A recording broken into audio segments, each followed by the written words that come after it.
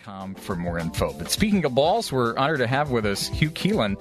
He's a member of the San Francisco Fog. It's an inclusive rugby football club for gays and lesbians. Anyone, really. Hugh, thanks for being with us. A pleasure. Thank you. I'm sitting here. You are, I should mention, from Dublin, and your position as listed on the website is 8-man. Now, I read that, and I thought, position 8-man, you are one kinky guy. Well, there are very few positions that actually have a number after them, so there's no 69, at least not on the field. No, but you guys have been around for a while, right? Yeah, this team, the Fog rugby team, started in late 2000, and Mark Bingham was one of the guys who was with the team from the very early stages, and obviously played with the team up till September 2001, and we've gone from strength to strength, really all the years since then. Right, and one of the reasons we wanted to have you on, of course, is because you actually played with Mark Bingham, and of course. Right. He was a San Franciscan, a hero to many. He played on San Francisco Fog and, of course, died tragically on 9/11. He was one of the 38 passengers on hijacked United Airlines Flight 93 that crashed outside of Pittsburgh. He was 31 years old. That's right. What was Mark like? Mark on the rugby field was a fierce competitor. He had played rugby at Cal, which unusually for any college team, they're just head and shoulders above all the other college rugby teams. So they would go out and win by big scores, and coached by a guy who's very competitive. So Mark joined the Fog, and he, to some of the guys who were new to the sport and new maybe to team sport, they found him somewhat intimidating on the field. That said, off the field, he was such a warm-hearted and very friendly guy, and really made time to make sure that guys who might have felt a little bit out of the loop in the sort of the pell-mell activity on the field really were included and involved socially. Now, it's been 5 years since this happened, but in some ways it's sort of been a time warp. A lot has happened to honor his memory and his legacy. Yeah. There's something called the Bingham Cup. Tell me about that. Yeah, it's a remarkable story, really. The first ever sort of tournament for gay rugby teams that took place in the US was actually in the summer of 2001. It was a mini tournament held in Washington, D.C. D.C. was the first ever gay rugby team in the US. So the following summer, 3 months later was when Mark died, and 9 months later, here in San Francisco, we decided, we would like to organise a tournament to honour his memory. And so the Bingham Cup was started. At that tournament, there were 7 clubs taking part. There were 2 from the UK, which had been the original 2 gay rugby teams in the world. There were the DC team, the first ever started in the US, the Fog rugby team here in San Francisco, 1 from Seattle and 1 from LA. So that was the initial tournament. One, I'm delighted to say, I'm proud to say, by the Fog. Really, surprised a lot of people.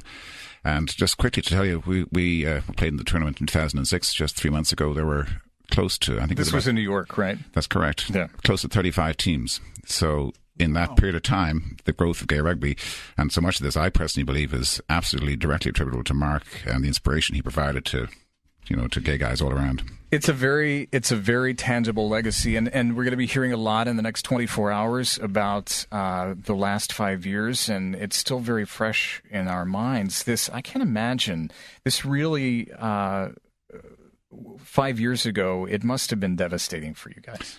Oh, it was. There were so many people who were really just in disbelief, and the fact that it affected those of us involved with the team in such a personal way, it was very profound. I suppose in some ways people felt like we're on the West Coast, not the East, and so we're removed from the events of New York and of Washington. But the fact that Mark, when it became known very quickly that Mark had been one of the guys on this flight, was a tremendous sense of loss. Also, at the same time, a real sense of pride as it became clear that Mark was one of the guys who had been instrumental in the sort of retaking, or the effort to retake control of the plane from the hijackers.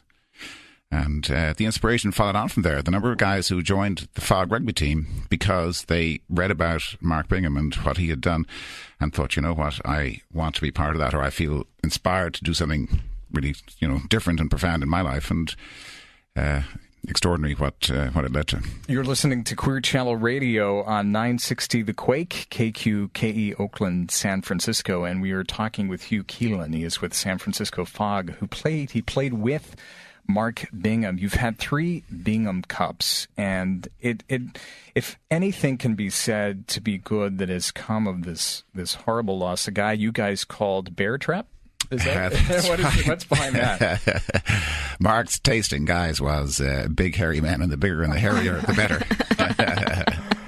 Wow. Now, did they play on the team? Have something in common. Do bears play rugby, though? Oh, listen, it takes all shapes and all sizes and all ages. And all, yeah. Just strong noses. I'm sitting here. We were talking during the break about how many rugby players get their nose broken. You were saying you break yours about twice a season. Well, no, once every 2 seasons. But yeah, and I'm sitting here looking at the profile of your nose, and it's obviously. If that's a compliment, I accept. Thank you. But I feel like when you talk about you guys have it's very prominent on your website where you honor Mark Bingham. It's a definite legacy, and it's a way of moving forward. Very much so. And, one of the thoughts in my mind is this, that the, gay rugby was pretty much non-existent 5 years ago at the time of Mark's death. And yet the number of gay rugby teams that exist all around the US and around the globe, which have been embraced by the local unions. And, you would consider rugby much like football as a sort of a bastion of heterosexuality, and those barriers have just come tumbling down. Well, tell us, the website, of course, is sffog.org. Is that correct? That's right, yeah. And you guys, what have you guys got coming up? Well, the season is just beginning, and in the next 2 months we sort of get ourselves ramped up for the competitive league season. The Fog men's team plays in the Northern California Rugby Union, and we play in their competitions, and so the competitive season starts in, I think it's mid-late December. So the next couple of months are prepping for that.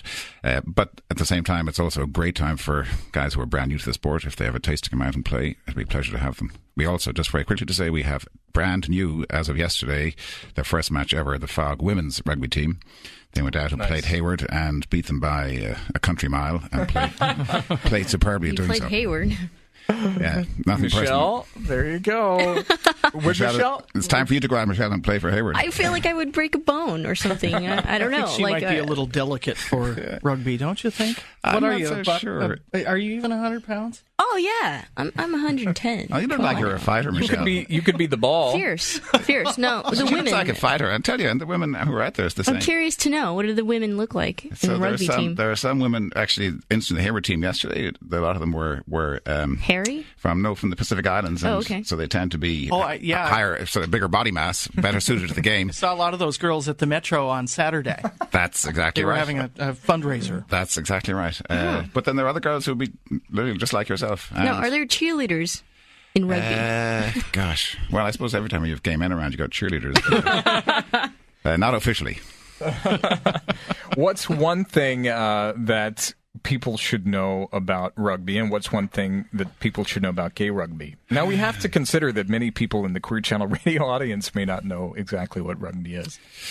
Yeah, so very quickly about rugby, what should people know? Well, rugby is not dissimilar to football. It's played without all the pads, without the helmets, but in terms of it's played with an oval ball. There are a couple of key differences in the rules that we won't go into now, but in terms of a sport for people who have an appetite to go out and want to be part of a team, to be part of a tremendous, there's a tremendous team spirit and camaraderie in rugby in general, and absolutely it's true in the Fog. So rugby has, you travel anywhere in the world and you say you're a rugby player, you'll have a welcome from any other rugby player or rugby team. And what should people know about the Fog? The fact that this is an extraordinary group of people, and a real pleasure and privilege to be part of. Hugh Keelan from San Francisco Fog, thanks so much for being with us, and hats off to you guys for honoring the memory of Mark Bingham. You can go to sffog.org, find out about the Bingham Cup, about not only his memory but his legacy, and come out and play. Yeah. We'd love to have you. You guys are great. We love you, and we won't ask you to sing a rugby song, because that can get a little foul, I know. The FCC might be onto you. Don't make me push this dump button. All right, you are listening to Queer Channel Radio 960 The Quake, the website sffog.org. Thanks for being with us, Hugh. Here on Thank you. Queer Channel Radio. You're listening to American...